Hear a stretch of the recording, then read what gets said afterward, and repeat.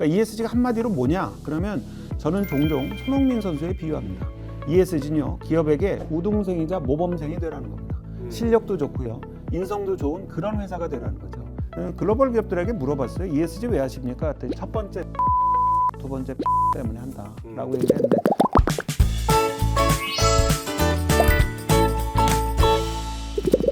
안녕하세요. 본격 ESG 전문 유튜브 서버원과 함께 SG 진행자 팟컬럼니스트 김태훈입니다.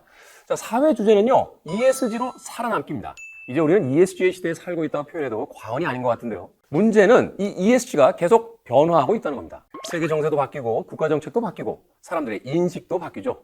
최신 트렌드를 확실하게 반영해서 ESG의 모든 것을 분석해보는 시간을 가져보도록 하겠습니다. 자, 오늘의 게스트 나오셨습니다. 문성후 법무법인 원 ESG 센터장님 나오셨습니다. 안녕하세요. 네, 안녕하세요. 자, 본인 소개 좀 해주시겠습니까? 네, 저는 경영학 박사고 미국 뉴욕주 변호사입니다. 현대차 그룹에서 환경경영 담당 임원을 했고요. 현재는 법무법인 원의 ESG 센터장을 맡고 있습니다. 네, 뭐 여러 가지 호칭으로 불리우시겠습니다만 오늘은 제가 박사님이라는 호칭을 통해서 좀 여러 가지 질문을 좀 드려보도록 하겠습니다. 자, 오늘의 주제는 ESG로 살아남기입니다. 저희도 유튜브를 하고 있지만 최근에 여기저기서 ESG라는 단어가 정말 많이 자주 들리고 있거든요. 초창기에 우리나라의 ESG 개념이 이제 도입이 될 때 많은 분들이 결국 이제 착한 기업을 지향한다 뭐 이런 이야기를 했어요. 들을 때는 또 그럴듯하게 또 설득이 되는 이야기를 합니다만 막상 이것을 이제 직접적인 경영에다가 반영시켰을 때 그다음 도대체 착한 기업이 뭐냐? 기업이라는 것은 이윤을 추구하는 어떤 목적을, 분명한 목적을 가진 집단인데 착한 경영이라는 것은 어쩌면 이 기업의 이윤 추구의 목적과 부딪히는 것이 아니냐. 맞습니다. 그래서 ESG가 흔히 우리가 얘기하는 CSR, 사회공헌 활동하고 무엇이 다른가? 그냥 계속 해오던 사회봉사 활동을 하면 되는 게 아닌가? 또 사실 착한 기업이라는 단어에는요, 기업이 좀 수익을 손해보는 게 맞지 않나? 이런 뜻이 숨어 있는데요. 그렇지는 않습니다. ESG는요, 사실 대세고요. 거슬 수 없는 요소인 건 맞는데 그 안에는 ESG는 분명히 돈을 벌어야 된다는 내용은 포함되어 있습니다. 네. 그러니까 ESG가 한마디로 뭐냐? 그러면 저는 종종 손흥민 선수에 비유합니다. ESG는요, 기업에게 우등생이자 모범생이 되라는 겁니다. 실력도 좋고요, 인성도 좋은 그런 회사가 되라는 거죠. 그래서 doing good by doing well, 회사를 잘 경영해서 선행을 하고 그 선순환 속에서 다시 기업이 수익을 올리고 사회적 책임을 이행하는 이 선순환에 들어가는 게 ESG의 가장 큰 목적이죠. ESG는 우등생이자 모범생이 되는 겁니다.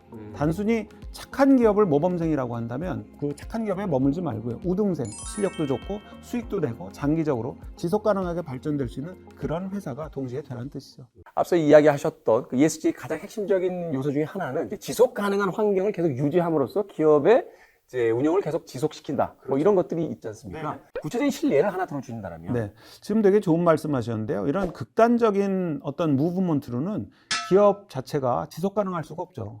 그래서 균형점을 찾는 게 굉장히 중요합니다. 대표적인 게 제가 하나 예를 든다면 화장품 회사 로레알 그룹입니다. 네. 로레알은 이제 남성과 여성, 그 인류의 외적인 또 내적인 아름다움과 건강을 유지하기 위해서 여러 제품과 서비스를 내놓은 회사인데요. 한편 이 회사는 막대한 산림보건을 위해서 기부도 하고요, 또 여성들을 위해 기부도 하고, 그리고 동시에 천연 원료를 쓰려고 노력하고 아마 상당 부분 쓰고 있는 걸로 알고 있습니다. 또 에코 디자인으로 포장도 굉장히 친환경적으로 하고 있고요.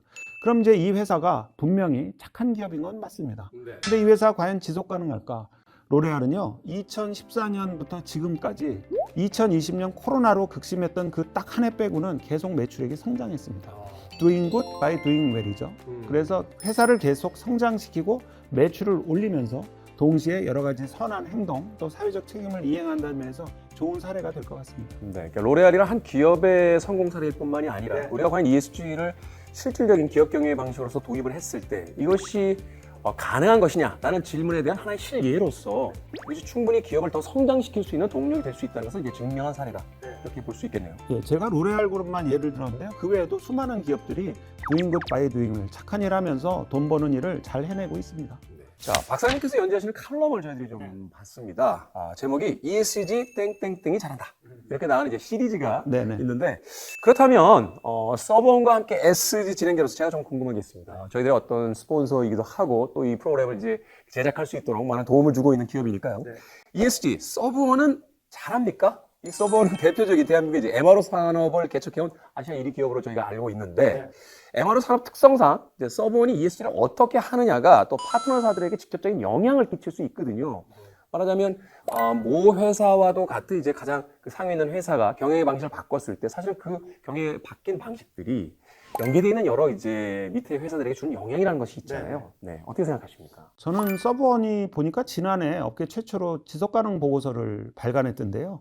그것도 놀랍지만 또 그 지속가능 보고서 안에 꽉 찬 이 ESG 활동 내용들도 굉장히 놀라웠어요. 그리고 바뀌어가는 여러 가지 경영 환경에 아주 유연하게 동시에 효과적으로 대응할 수 있는 여러 내용을 담고 있어서 오늘 이 내용을 말씀드리면서 서브원의 ESG 경영도 좀 짚어보도록 하겠습니다. 네.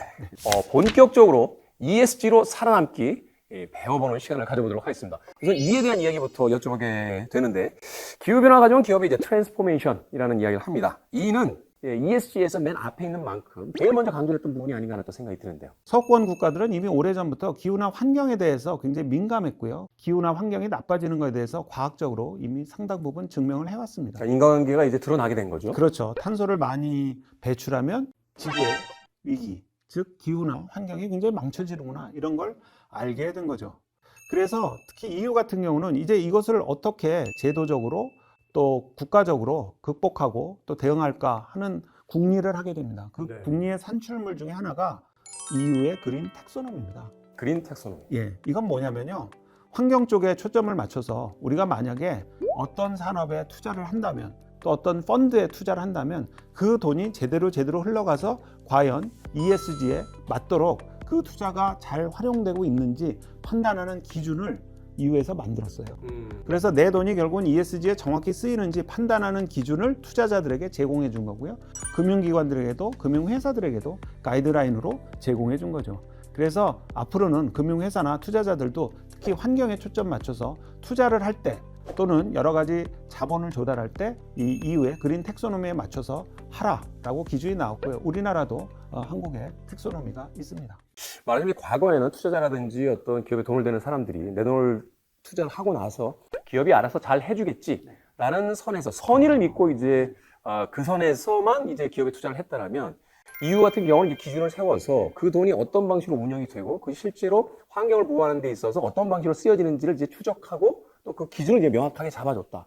이렇게 볼 수 있는 거네요. 예, 그 시작은요 그린워싱에서 비롯된 겁니다. 내가 돈을 냈는데 내가 그 낸 돈이 정확히 ESG 활동에 쓰이지 않고 위장 환경주의 이런 데 녹아 들어가서 자칫 잘못하면 투자자들이 속아서 투자를 하고요. 또 금융회사들도 이런 걸 악용할 수 있다는 그런 필요성에서 그린워싱을 방지하기 위한 일종의 투자 기준 그리고 자금 조성 기준 등등으로 만든 게 이제 EU의 그린 텍소노미죠. 네. 이런 기준이 이제 만들어지고 조사가 계속해서 진행이 된다라면 그에 상응하는 어떤 그 도움도 주지 않습니까? 말하자면 뭐 세금을 감면해 준다든지 좀 더 네. 시장에서 여러 가지 어떤 경쟁력을 가질 수 있도록 좀 도와준다든지 이런 네. 것들도 실제로 진행이 되나요? 국가적으로 EU나 미국은 친환경 산업에 적지 않은 여러 가지 지원을 제공하려고 노력하고 있죠. EU 같은 경우는 그래서 기업이 어떻게 기후 공시에 잘 대응하고 기후 위기를 잘 준비하고 있냐에 따라서 투자자들이 굉장한 의사 판단의 기준으로 삼고요. 또 그런 기업들이 무엇보다도 금융회사에 막강한 지원을 받게 되죠. 그래서 금융회사들이 그 기업의 기후 위기 대응, 기타 등등 ESG 리스크에 대한 대응을 잘 살펴보고 자금 조달을 하고 있는 걸로 알고 있습니다. 네. 예. 우리나라도 사실 이제 이런 제도를 빨리 도입을 했을 때 네. 기업의 어떤 변화 속도도 더 빨라지겠다 네. 하는 생각 해보게 되는데 네. 자, 이쯤에서 앞서 이야기했던 그 오해를 좀 짚어보는 시간을 가져보도록 하겠습니다. ESG가 한국에서는 착한 기업이야.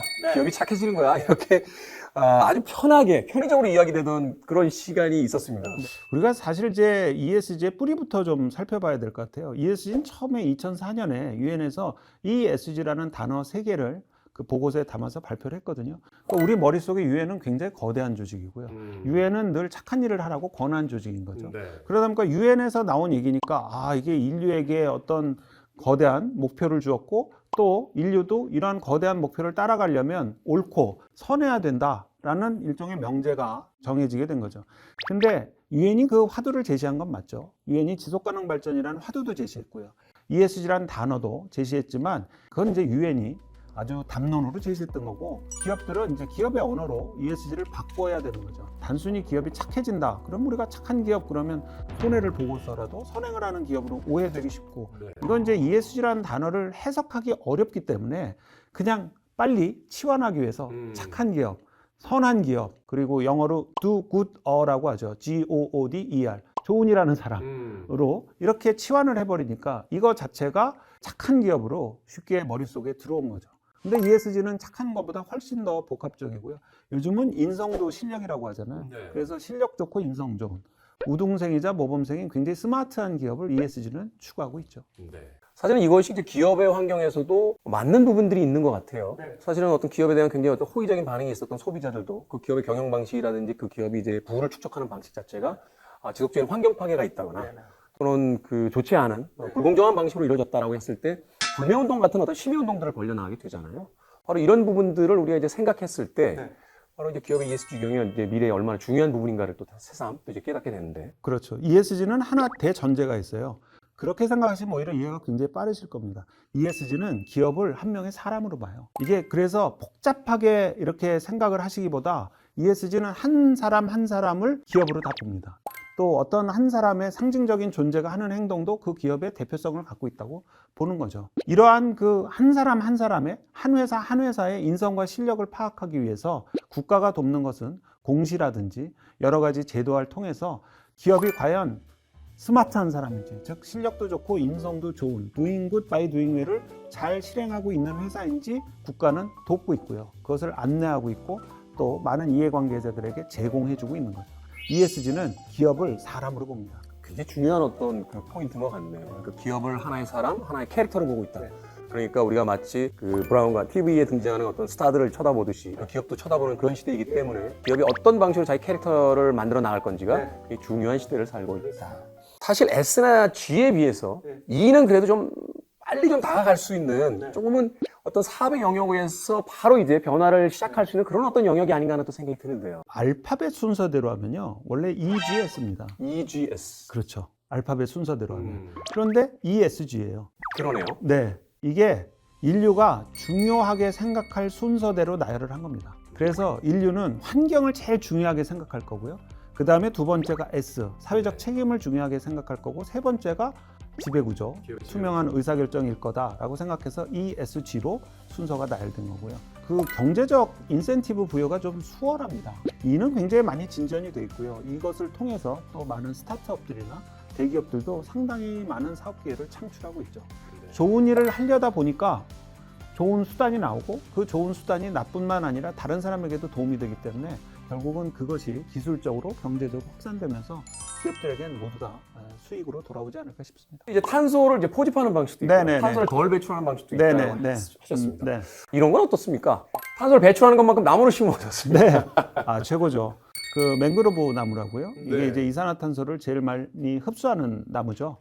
네, 그래서 지구의 허파 또는 탄소 저장소라고 불리는 나무인데, 아람코 같은 회사는요. 네. 이 회사는 이 맹그로브 산림을 조성하기 위해서 많은 투자를 하고 있고요. 실제로 그 맹그로브 나무들이 많이 심어져서 상당한 효과를 보이고 있죠. 그런데 이 맹그로브 나무가 어려운 게요. 이게 습지에 이렇게 깊숙이 심어야 됩니다. 그래서 사람이 들어가서 심으면 물이 흘러가면서 씨도 다 흘러내려가요. 그래서 이 나무 심기가 굉장히 어렵습니다. 어떻게 심을 것 같으세요? 어떻게 심나요? 뭐 댐으로 막아놓고 심나요? 저도 들은 얘기인데요. 이게 씨앗이 굉장히 땅속 깊이 들어가야 되잖아요. 물을 뚫고 그 습지를 뚫고 깊숙이 들어가야 되기 때문에 씨앗을 드론으로 쏜답니다. 쏜다고요? 총으로 쏘듯이? 드론으로 쏴서 씨앗을 깊숙이 박아가지고 그게 이제 자라서 맹그로브 나무가 되는 거죠. 나무를 심는데도 첨단 기술이 필요한. 네. 이게 적정한 사례가 될지 모르지만 어쨌든 ESG를 지향하기 위해서 인류가 여러 노력을 하는데 거기에 부수돼서 여러 가지 기술과 방법이 국리되고 발전되는 긍정적 효과도 있는 것 같아요. 아람코 같은 기업을 비롯한 많은 나라들이, 많은 기업들이 자신들이 그 말하자면 사용한 그만큼의 어떤 자연을 복구시키는 나무를 심는 형태로서도 노력을 하고 있다는 것은 고무적이다. 그렇죠. 아람코는 석유 회사잖아요. 그만큼 지구에 대한 책임을 남보다 2배, 3배 더 지려고 노력하는 것 같고요. 자, 서번도 2050년을 목표로요 탄소 중립을 선언했습니다. ESG 친환경 상품관도 운영하고 있고요. 인상적인 것은 이제 전기차, EV 사업도 따로 두고 있다는 건데 이 부분 어떻게 평가하십니까? 저는 서브원이 이렇게 전기차 사업부를 만들었다는 것에 대해서 굉장히 놀란 게, 저도 이제 현대차에 있었지만 사실 자동차는 굉장히 탄소를 많이 전통적으로 배출해 왔던 그런 이동 수단이죠. 또 이동 수단이 얼마나 친환경적인가가 서브원의 ESG 그리고 인류를 위한 지속 가능 발전에 기여하는 부분에서 굉장히 큰 영향이 있을 것 같아요. 그런 측면에서 서브원이 남한테 맡기지 않고 직접 우리가 MRO 회사로서 우리가 ESG에 기여하기 위해서 우리가 직접 전기차 사업부를 챙긴다는 건 진짜 진정성 있고 또 굉장히 용기 있고 또 과감한 투자로 결국은 최종적으로 주주를 비롯해서 많은 이해관계자들에게 사회적 수익, 경제적 수익을 배분하려는 큰 노력이 아닐까 싶어서 조금 놀랐습니다. ESG 경영을 하겠다라고 이제 이야기한 이제 서버원 같은 경우 직접적으로 이제 자동차와는 상관이 없는 회사지만 본인들의 어떤 활동을 통해서 이제 지구에 간접적으로나마 배출되는 탄소에 대한 부분들을 끌어안고 책임을 지겠다. 이런 어떤 윤리경영의 측면이라 또 볼 수도 있겠네요. 저는 제일 놀라운 게 직접 챙긴다는 겁니다. 남한테 맡기지 않고요. 서브원은 전기차 사업부를 통해서 ESG 경영에 영향을 미칠 요인들을 직접 챙기는 겁니다. 그게 저는 제일 놀라웠습니다. 보통 ESG를 한다고 그러면 우리가 다 하지 말고 좀 남에게 맡기고 싶거나 혹은 아예 안 하고 돈으로 때우고 싶을 때 그럴 때 이제 기부라는 방법도 택하죠. 그런데 저는 서브원 같은 경우는 전기차 사업부를 직접 챙기고 그 외에도 많은 그런 로드맵들이 있으실 것 같아요. 그런 차원에서 ESG에 대해서 굉장히 많이 이해를 하시고 그거를 진정성 있게 행동으로 실천하시는 기업이 아닌가 싶습니다. 자, 환경과 관련된 가장 중요한 문제였기 때문에 E에 대해서 좀 길게 이야기를 나눠봤습니다. 자, 이제 S에 대해서도 이야기를 이어가 봐야 될 것 같은데요. 그런데 의심이 많은 저는 여전히 의문이 듭니다. 과연 ESG가 돈이 될까? 그러니까 ESG에 대해서 약간의 진전이 느린 것 혹은 약간의 반론은 ESG가 바로 돈이 안 된다는 거죠. 그건 저도 인정합니다. ESG로 떼돈을 벌었다는 기업은 저는 별로 못 봤어요. 그리고 ESG도 처음부터 애초에 유엔에서 제기될 때부터요, 장기적인 수익인 걸 굉장히 강조했습니다. 장기적인 수익. 예. 글로벌 기업들에게 물어봤어요. ESG 왜 하십니까? 그랬더니 첫 번째 장기적인 수익, 두 번째 평판 때문에 한다라고 얘기를 했는데 오히려 평판은 즉각적이죠. 그런데 수익은 굉장히 장기적으로 기다려야 되기 때문에 S를 잘했다고 해서 바로 돈을 벌었다, 돈이 되었다. 이거는 아직까지 상관관계도 밝히기가 어렵고요. 보통 통계가 한 10년 돼야지 우리가 그 명제가 증명됐다고 하는데 아까 말씀드린 것처럼 ESG는 지금 지구화된 지 화제가 된 지가 4, 5년밖에 안 됐어요. 그새 코로나라는 변수도 있었고요. 그래서 당분간 좀 더 기다려봐야지 ESG를 잘하면 돈을 번다, 못 번다 입증될 것 같습니다. 그런데 ESG를 잘하면 분명히 좋은 요소들은 있습니다. 우선 제가 아까 말씀드렸다시피 평판이 높아지고요. 또 이해관계자들의 지지가 높아지고 뭐 대표적인 게 돈줄을 낸다 이런 거죠. 단순히 돈의 수익을 넘어서 평판이 높아지고 응원군이 많아지는 거죠. 그리고 금융회사들도 ESG를 잘하면 그 기업에 가점 등급을 준다는 건 사실 공지의 사실입니다. 또 하나는 무엇보다도 우수 인재들이 몰려요. 기왕이면 나는 취업을 할 때 보람 있는 회사, ESG를 잘하는 회사에 취업하고 싶다 이런 생각이 드는 거죠. ESG는 사실 미래 세대에 관한 얘기가 굉장히 비중이 큽니다. 일단 또 국가의 기능도 굉장히 중요하겠군요. 기업이 차츰차츰 체제를 바꿀 수 있도록 어느 정도 분명히 그 가능한 시간의 유예를 주는 것, 또 그 안에서 또 어떤 또 지원책을 통해서 마치 연착륙하듯이 기업의 어떤 그 변화를 이끌어낼 수 있는지 이것도 굉장히 중요한 포인트가 되겠네요. 그렇죠. ESG는 애초에 유엔이 만든 거잖아요. 각 국가가 그 회원으로 가입해 있는 국제기구에서 만든 단어고 또 그 가치입니다. 그래서 그 구성원 하나하나가 애초에는 국가였고요. 그래서 ESG를 어떻게 하면 잘 창발적으로 활용할 수 있느냐는 정말 국가의 창의력과 기획력 그리고 국가 전략이 필요한 부분입니다. 미국과 EU가 ESG 주도권에서 굉장히 많은 창의력과 심지어 상상력까지 발휘하면서 그렇게 강화하고 있는 데는 다 그런 이유가 있죠. 급하게 뺀 살이 요요가 쉽게 돌아오듯이 ESG도 결국 이제 체질을 바꾸는 형태니까 이것이 그 원래대로 다시 돌아가는 일이 없도록 건강한 체질로 이제 바뀔 수 있도록 주변 사람들의 어떤 격려와 본인의 또 강한 의지도 필요하지 않나 하는 또 생각해 봅니다. 자, 2021년 7월에요. EU가 소셜 텍소노미안을 발표했습니다. 이건 어떤 의미입니까?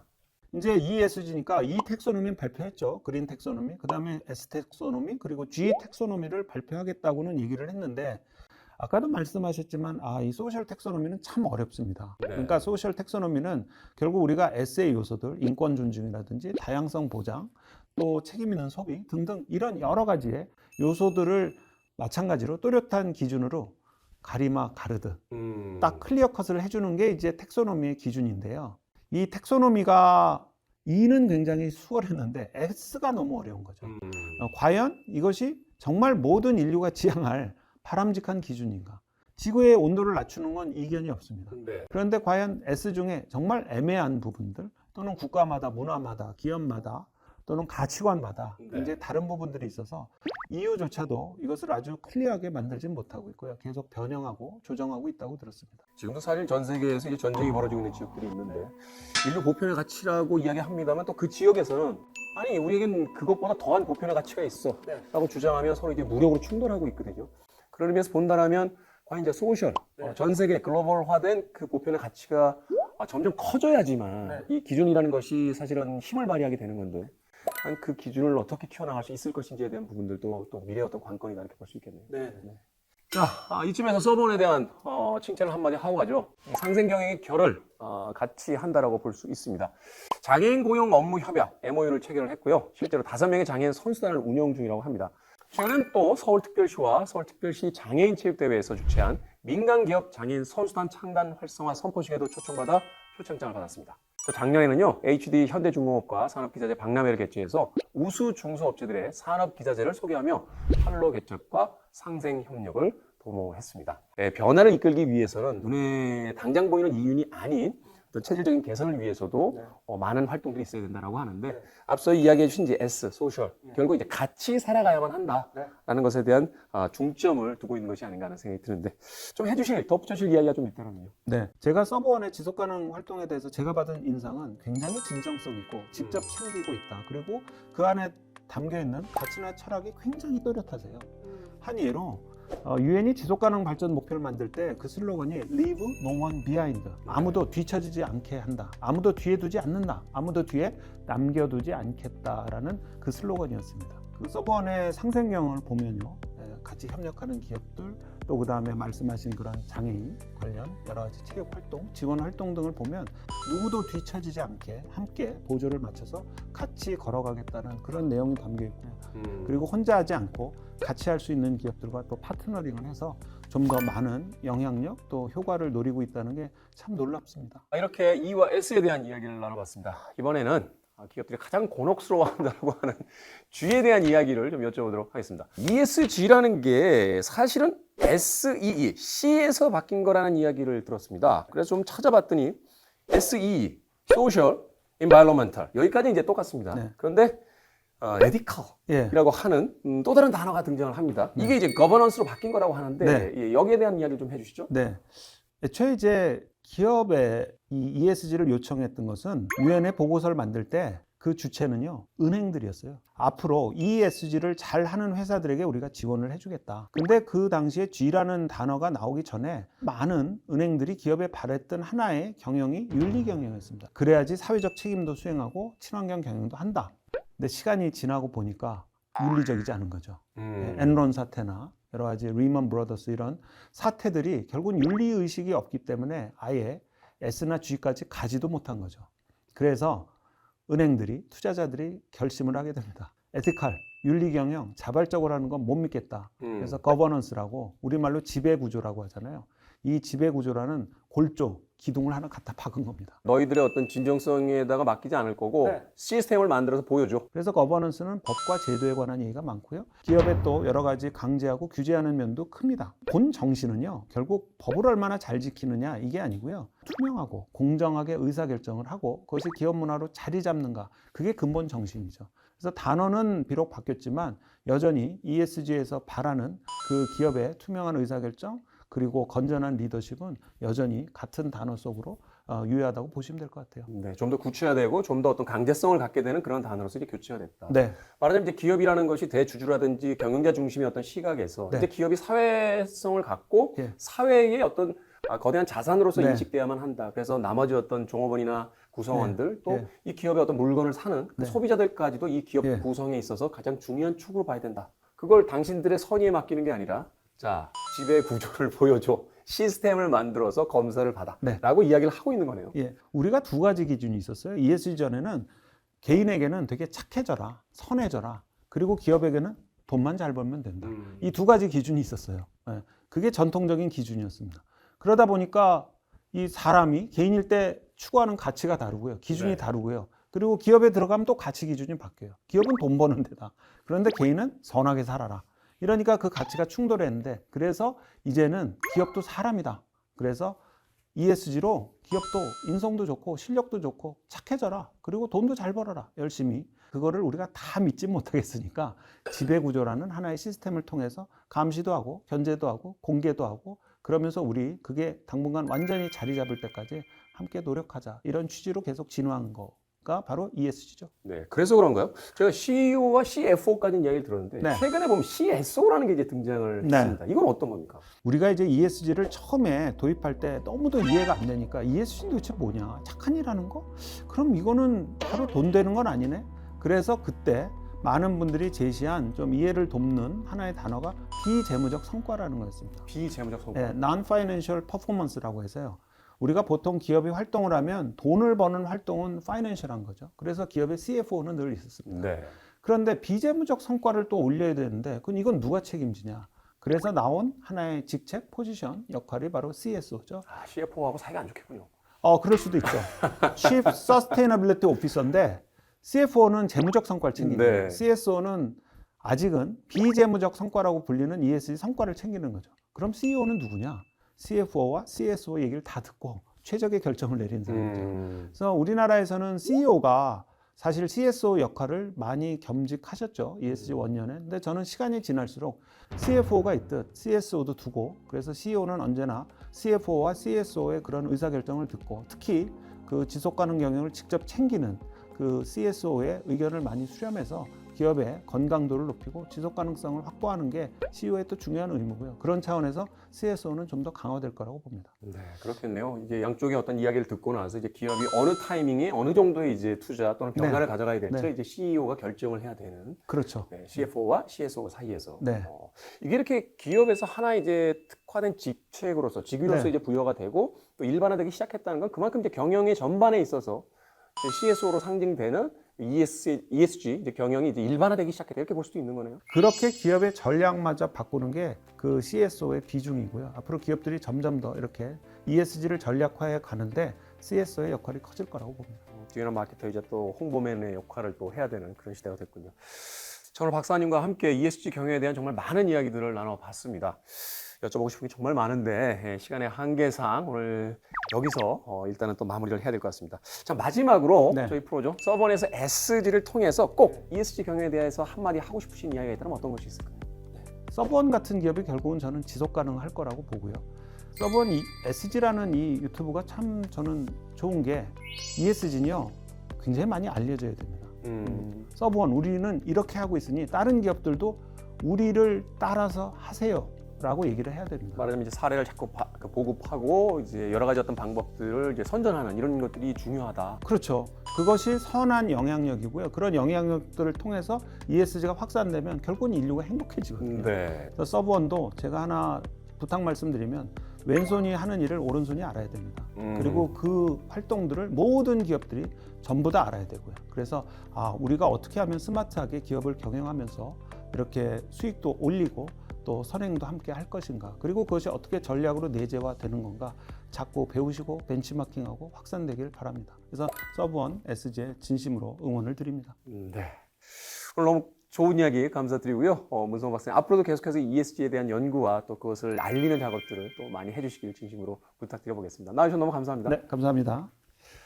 자, 서번과 함께 SG 다음 달 5화로 돌아오도록 하겠습니다. 구독자님들의 어떤 생각과 의견 갖고 계신지 댓글로 달아주시면 저희들이 또 프로그램에 반영해서 프로그램을 만드는데 많이 또 도움이 될 것 같습니다. 자, 오늘도 같이 해주신 여러분 진심으로 감사합니다. 고맙습니다.